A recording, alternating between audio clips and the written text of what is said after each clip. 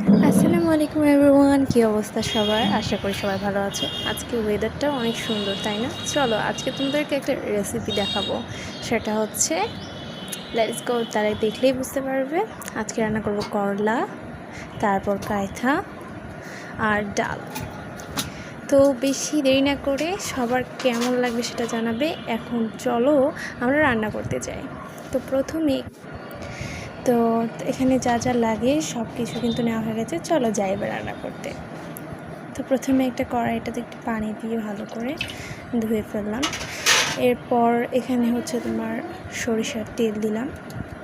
তো তেলটা দেওয়ার পর তেলটাতে এখন আমি যেটা দিব সেটা হচ্ছে পেঁয়াজ কুচি, রসুন কুচি দিব।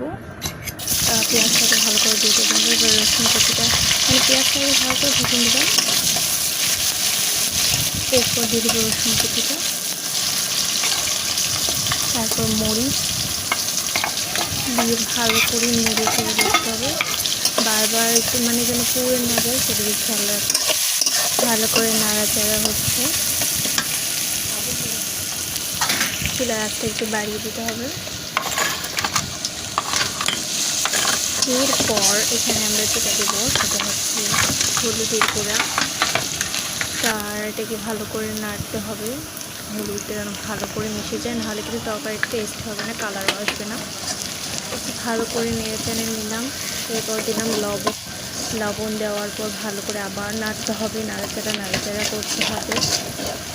দেন ক্যাথাটা দিতে হবে, দিয়ে ভালো করে কষানো আমাদের